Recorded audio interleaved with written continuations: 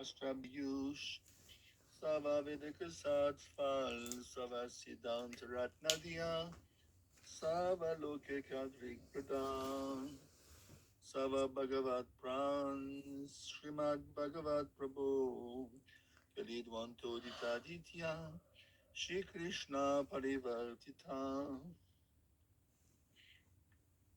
O Srimad Bhagavatam, O nectar churned from the ocean of all the Vedic scriptures, O most prominent transcendental food of all the Vedas, O you who are enriched with the jewels of all spiritual philosophical conclusions, O you who grant spiritual vision to all the people of the world, O life breath of the Vaishnava devotees, O Lord, you are the sun which are the reason to dispel the darkness of Kali Yuga. You are actually Lord Krishna who has written among us. Paramananda Pataya Prema Varshi Aksharayate Sarvada Sarva Sevyaya Shri Krishnaya Namastume. I bow down to you who are supremely blissful to read. Your every syllable pours down a flood of prema. You can always be served by everyone. You're Shri Krishna himself. Madheka Bandhu, Matsangin, Matguru, Matmahananya, Matistaka, Madhagya, Mathananda, Namastete. O Srimad Bhagavatam, O my only friend, O my companion, O my teacher, O my great wealth, O my deliverer, O my fortune, O my bliss, I offer respectful obeisances unto you. Asadu sadhu tadayin natini chochatakara anamancha kata chinmam prem narit kantayasvara. O bestower of saintliness to the unsaintly, O exalter of the most fallen, please never leave me. Always appear in my heart and my voice with pure love. Vasudevaya.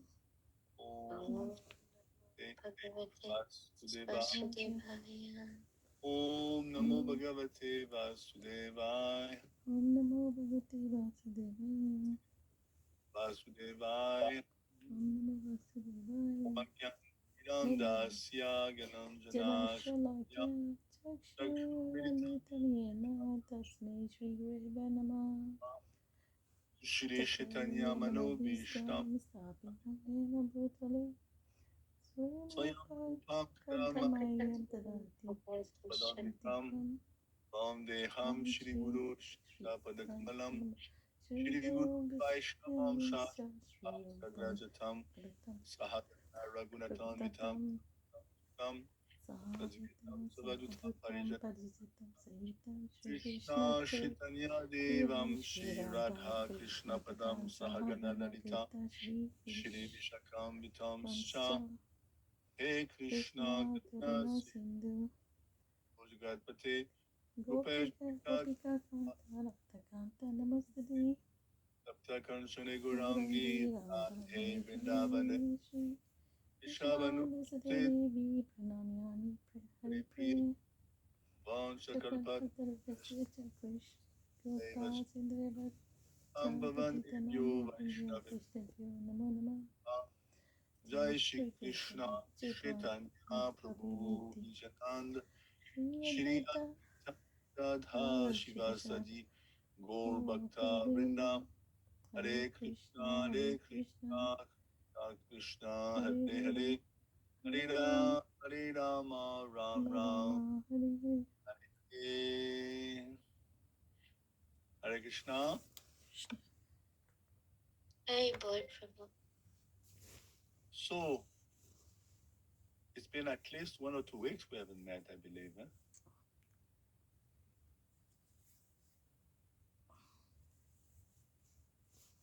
So it's a technical section. We can do a little recap because we need to refresh our memory to make sure we always link up with the previous section.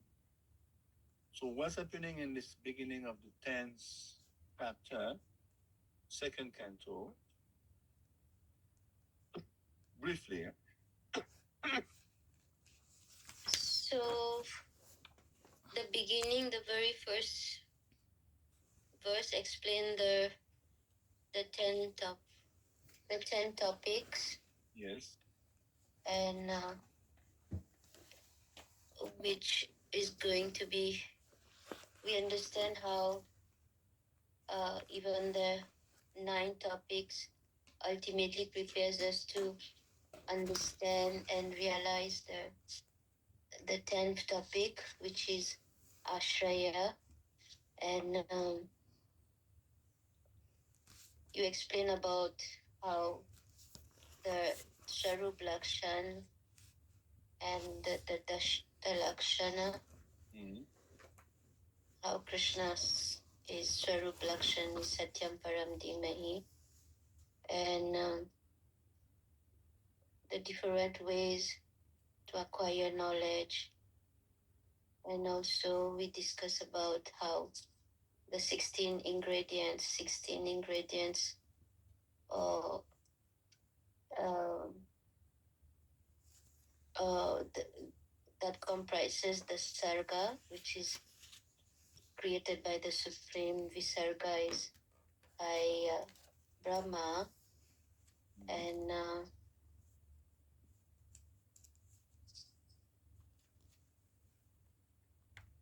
and then there was this mention of different Purusha, the nature of different Purusha, and how living entity are supposed to follow Dharma. We see how even there's explanation of first Purusha, second and third, and then You mean to say yes, the Sri Purusha avatars? Or yeah, okay. and then Did we discuss about that? Because I believe we're going to discuss from 2:10:10. that was very brief. It was explanation in the verse 4. Oh, I 4 see. to be. And 2:10:4. Oh, yeah, you're right. Yeah.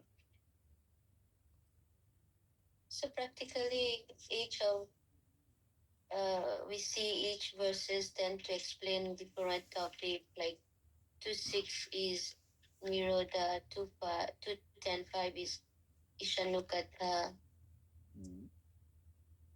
and you explain also the different types of Nirodha. If someone is not able to make it back home, back to Godhead, how at the time of destruction uh, he is sucked in the body of Garbhodakshaya Vishnu, Mahavishnu, actually. sorry, Mahavishnu. Yeah. Okay, wonderful. So, anyone else would like to contribute? We are doing the recap. She's doing a good job. So basically, the 10 topics are going to they are broken down from 2:10:3 all the way to 2:10:7, sorry. And then in 2:10:7, we hear that the Ashraya, you can see, Sa Ashraya Param Brahma. So we are dealing with the absolute truth. Param Brahma, Param Dham, Padikam, Idam, Samam. Remember Krishna 10, Arjuna, sorry, 10:12. He admits, yes, my dear, you are the supreme Dham, Param Brahman, supreme Brahman, Adidevam, Pavitram. So here we are dealing with Shukdev is saying here, you are. He's telling, of course, he's preaching to Maharaj Parikshit, referring to the Supreme Being. And then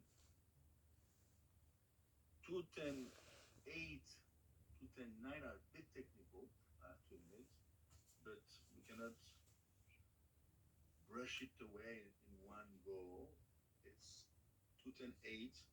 There are 3 types of persons: Adhyatmic, Adhibotic, Adhidevic. So Someone would like to venture to explain briefly? Otherwise, I'll do it. It's up to you.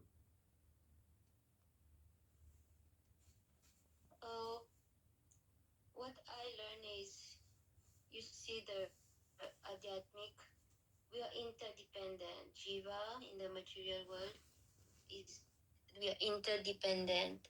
Like the Adhyatmic person is the Jiva, that we people, and we possess different instrument of senses.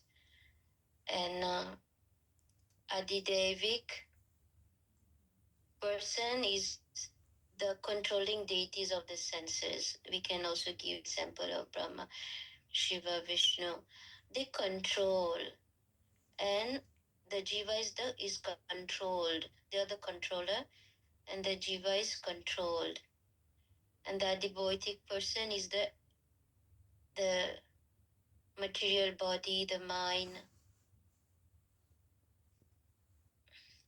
Yeah, the visible physical body, along with the sense objects. Okay. Yeah, you give this example of. No, you go ahead, Prabhu. Okay.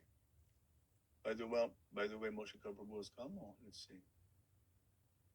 Are you there, Moshe Prabhu? Hare Krishna Prabhu. Yes, I am here, Prabhu. Yeah. I am doing an assignment, job assignment. Yeah. So in the meantime, I am hearing. Sorry for today. Okay, you're driving, huh? No. I'm at home. Oh, I'm working on some assignment. You're quite busy. So anyway, at least it's quite laudable that you came. So yes, let's refresh.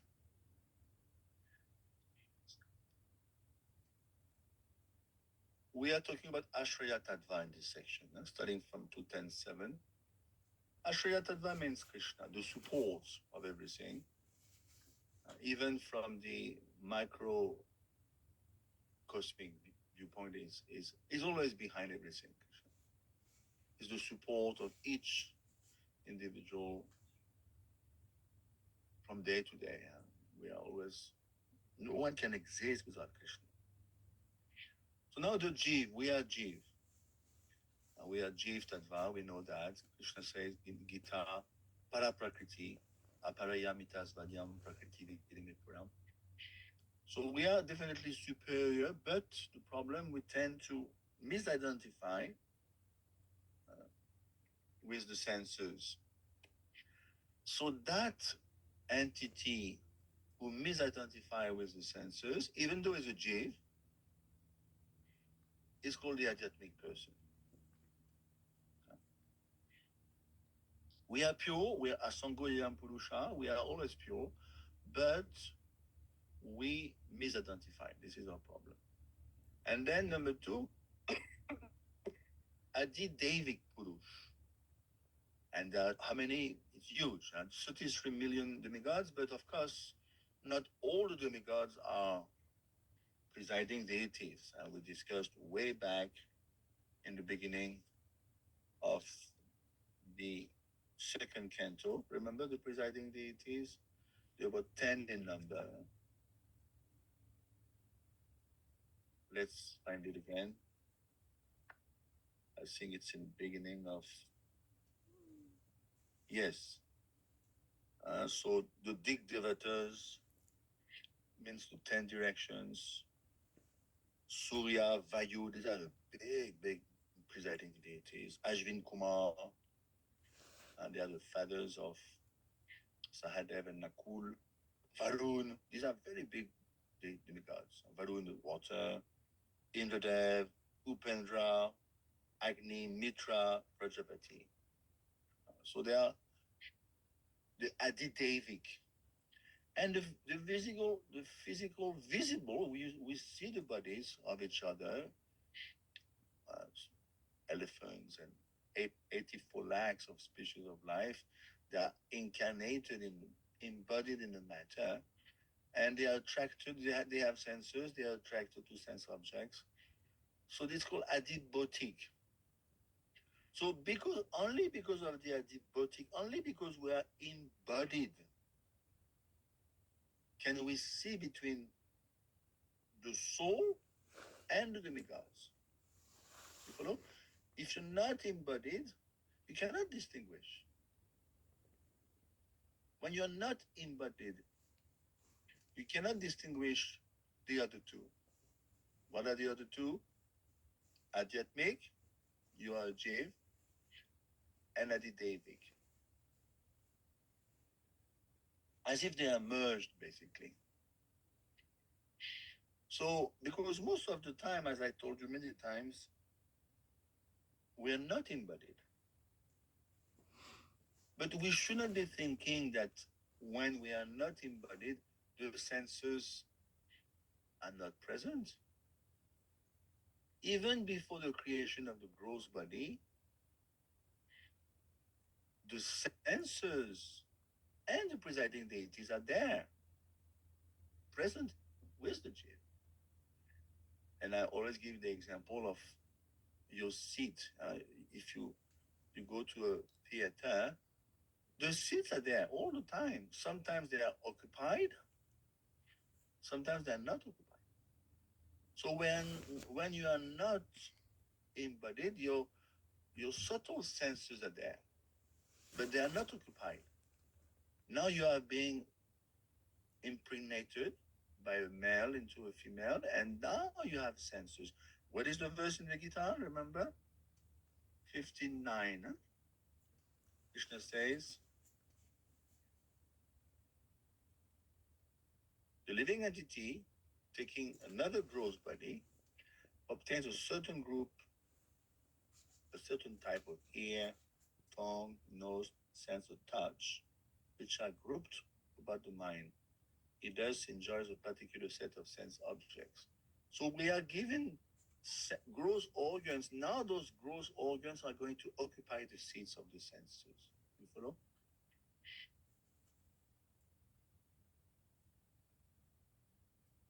So that's important to understand.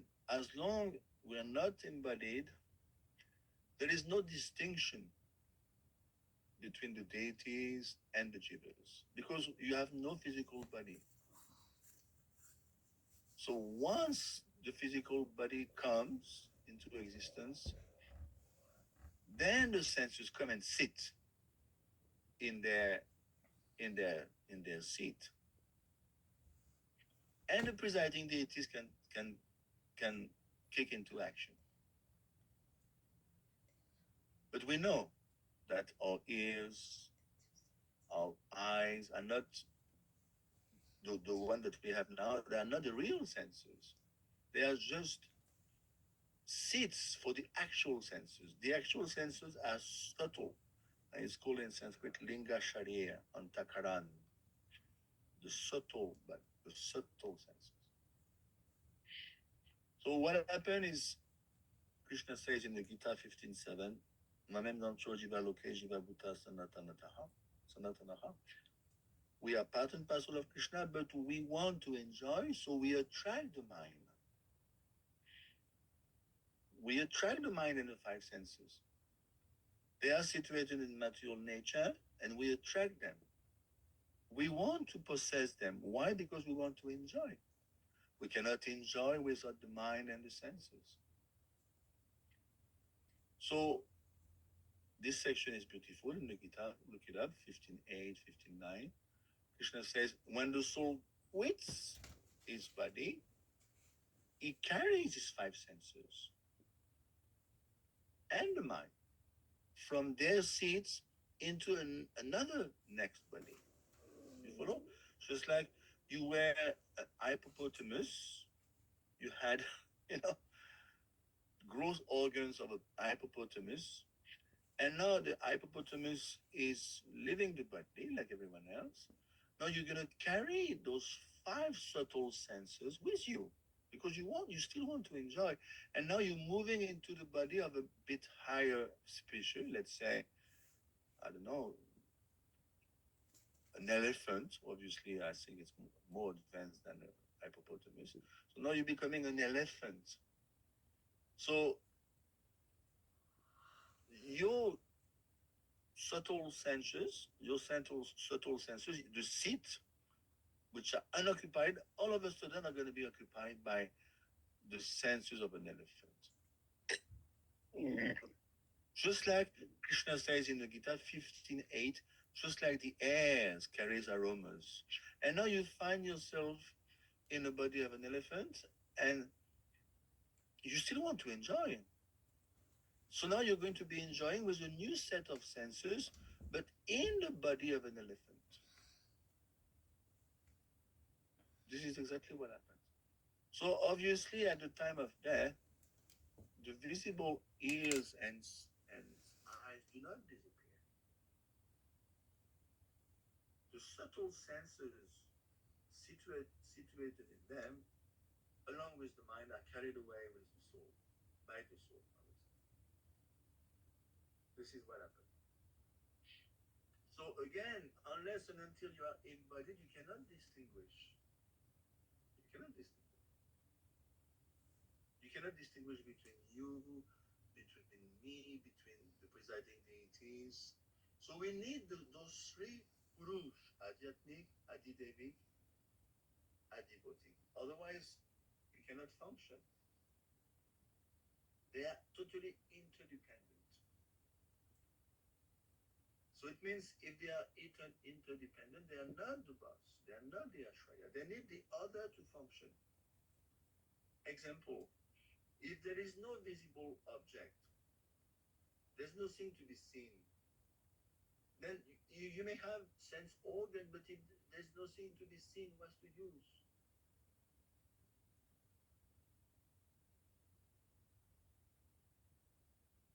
And you may have your senses, your organs, but if there is no sun in the sky, you cannot see anything. If there is no sun, you cannot. You may have organs, but you cannot see.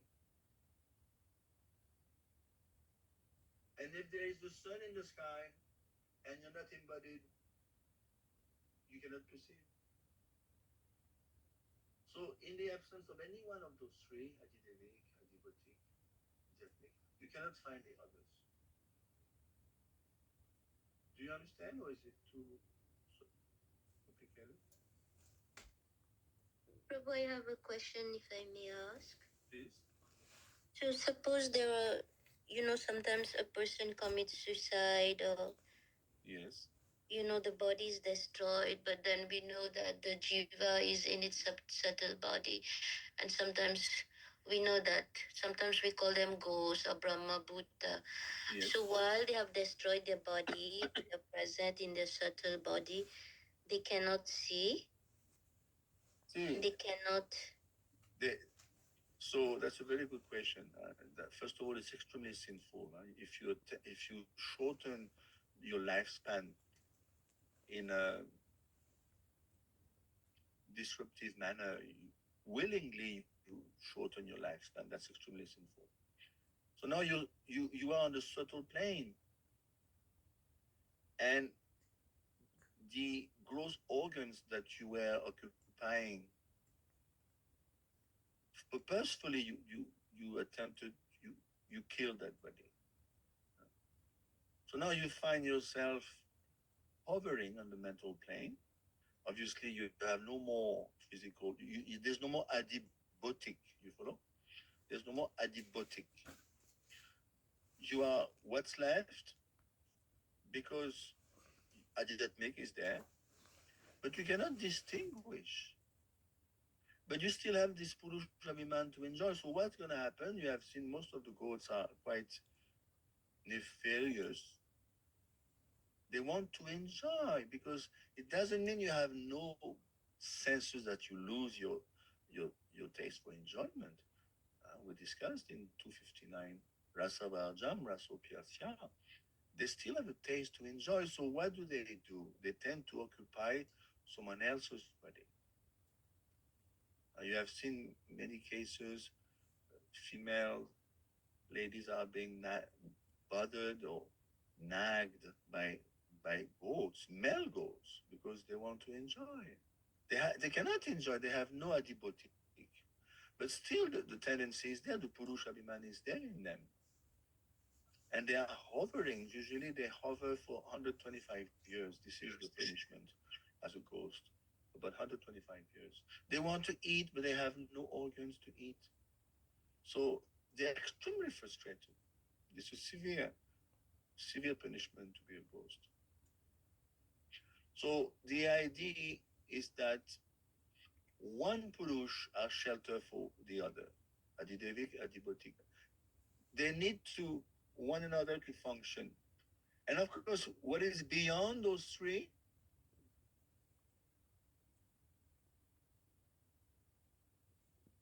We are learning that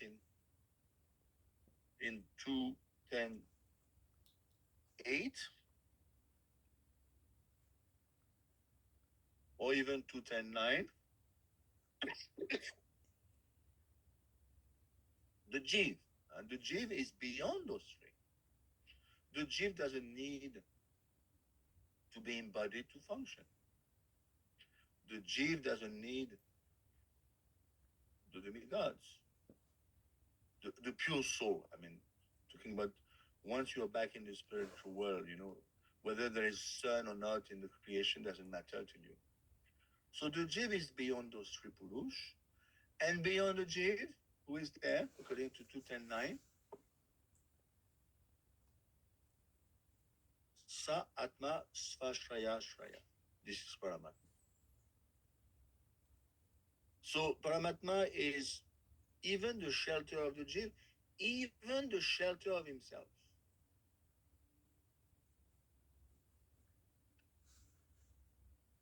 Okay, so is it clear or should I stay longer? Do you have any questions as per now?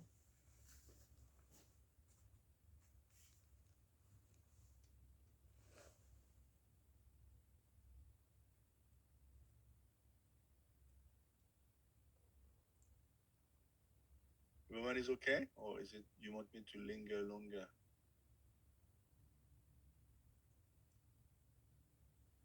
Looks like everyone fell asleep.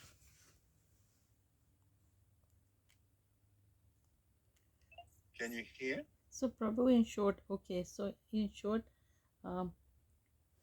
you just explain again, like Adi Atmik and Adi Devik and Adi Bhautik, like in few words, like. Okay. Thank you. So Adhyatmic Mataji is the Jiv and is conditioning. Okay. We are conditioned. The Jiv, the Adhyatmic means we, the Jiv, the seer,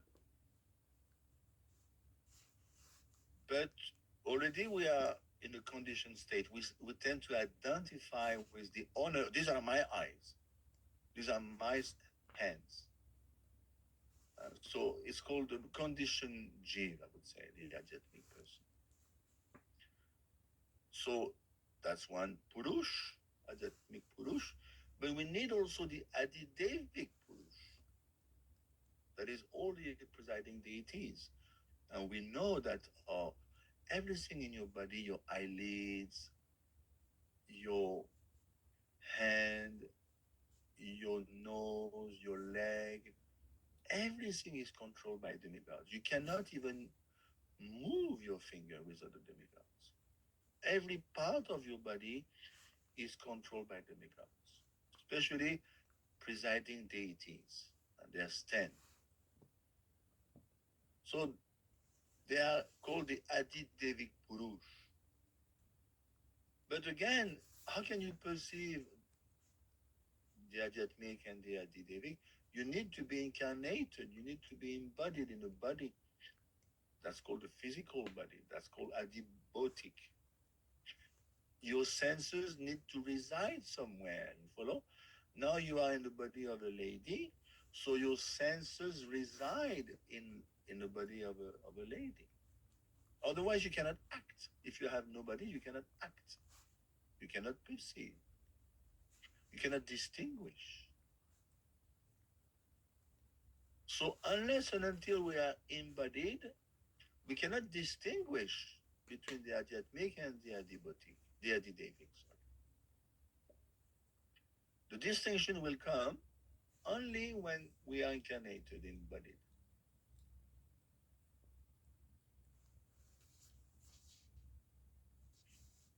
So we are learning here, 210A, 210.9, that beyond those three purush, there is the jiv. Okay. The jiv meaning,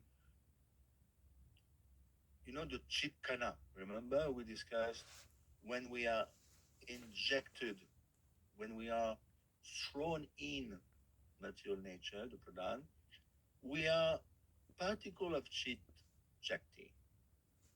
So that particular particle of spirit has nothing to do with adhyatmic, adhibotic, adhidevic. So in one sense, is beyond. And who is even beyond the chitkana, the particle of pure spirit? Paramatma. Paramatma it controls, is beyond the jiv, and is also the shelter for himself. So this is what we learn here in 210.9. Svashraya Shraya is the shelter of the shelter. Is that okay, Mataji? Yeah, okay, thank you.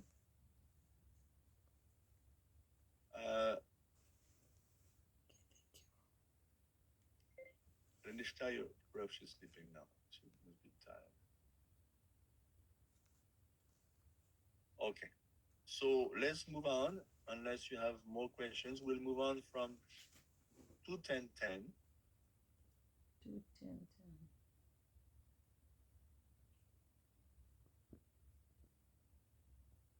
210.10, we're entering a new section. So perhaps I should share my, and you will tell me if you see my screen. Can you see now my screen or not? I can see that Sabodhani. Sarga,